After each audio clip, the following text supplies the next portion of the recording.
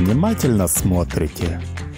Иначе вы можете что-то пропустить, что-нибудь важное. Я хочу взять с вас обещание, что вы будете смотреть внимательно и не станете судить меня, пока я не закончу. Если вы не можете этого сделать, пожалуйста, выключите видео. Но если вы решились остаться, помните, что это ваш выбор. Я не несу ответственности за то, что произойдет дальше. Ее несете вы. Фильм основан на реальных событиях. А теперь не отвлекайтесь. Как-то одним холодным вечером, сидя у камина и попивая вкусный чаек, мне в голову пришла одна идея – сделать резьбу на воблере. Для этого, долго не думая, я выбрал рыбу под названием плотва. Начало этой истории проходило в супермастерской по изготовлению шедевров, а именно приманок на хищную рыбу. Когда-то один мудрец сказал: «Самая красивая приманка на планете бесполезна, если она плохо плавает. Потому для этого проекта буду использовать доску из липы 8 мм. Доска из липы самое то для резьбы по дереву. В шаблоне вид внутри я смогу поменять там все, что понадобится в случае плохой игры воблера». Итак, приклеил две доски, потом на них шаблон и вырезал заготовку на ленточной пиле, после чего подровнял контур на шлифмашинке. Далее отклеил все лишнее и приступил к внутренней части шаблона. В этой части нужно поставить метки, высверлить углубление под груз,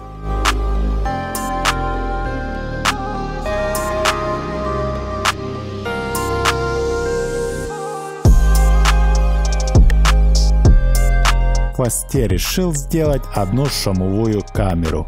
Для этого просверлил немного глубже отверстие, чтобы шарик мог свободно гулять и стукать об стенки. Но этот процесс нужно будет доработать. Далее в видео я расскажу почему. Теперь переходим к следующему этапу. Нужно склеить снова две части заготовки, потом приклеить верхнюю и нижнюю часть шаблона.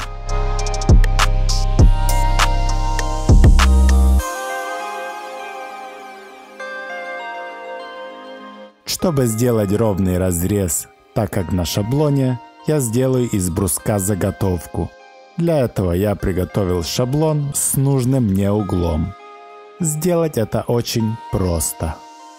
Вырезать на ленточной пиле и потом отшлифовать на шлифмашинке.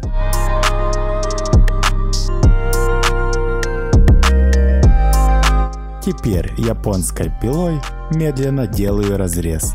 Только не до конца, так как еще нужно будет доработать корпус воблера. И на этом этапе все очень просто.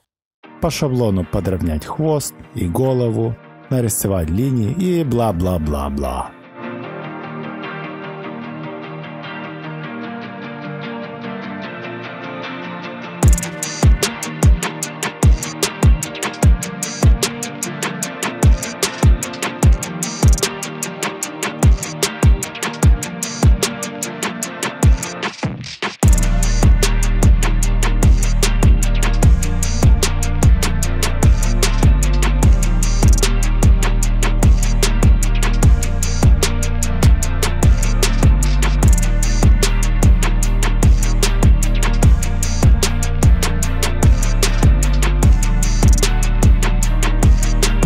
Плавники и хвост я сделал так же, как и карасю. Что за карась? Кому интересно, ссылочку на видео оставлю в описании под видео.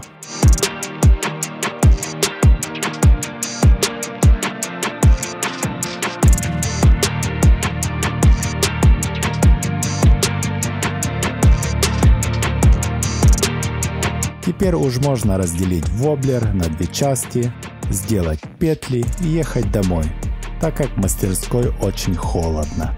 А предстоит впереди еще очень много работы.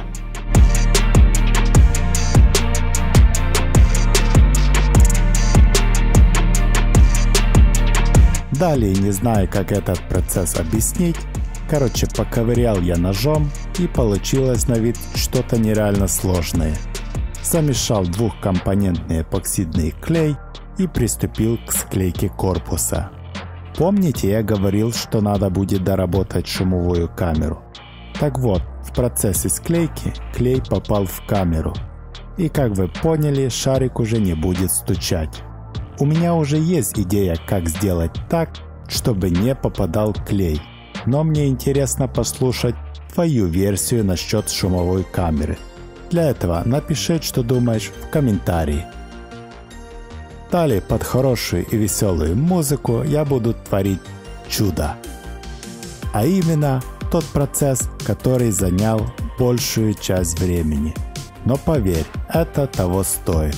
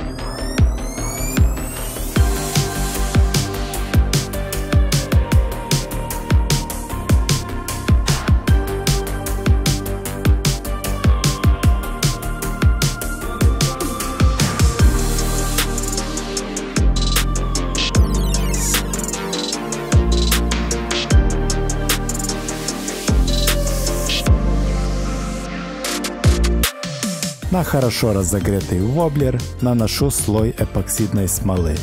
Это все надо делать быстро, чтобы древесина успела впитать в себя всю смолу.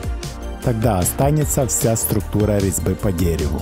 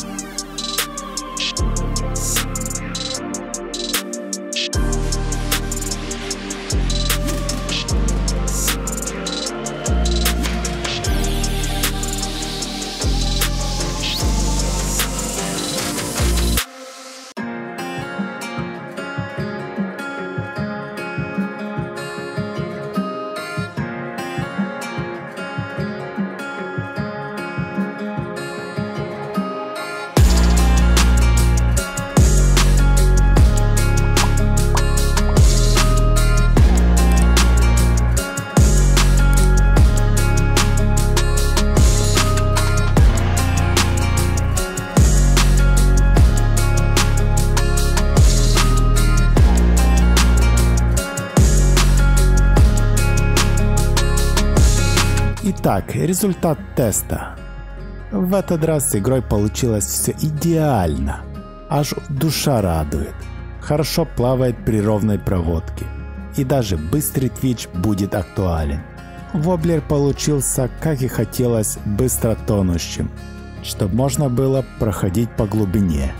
В целом, я очень рад результатам. На реализацию этого проекта у меня ушло очень много времени, так что оцени это видео лайком и напиши в комментарии, что бы ты хотел увидеть в следующем видео. Если ты еще не подписался, то настоятельно рекомендую, так как впереди еще будет много интересного в мире приманок ручной работы. Желаю тебе всего наилучшего и до встречи в новом видео. Пока!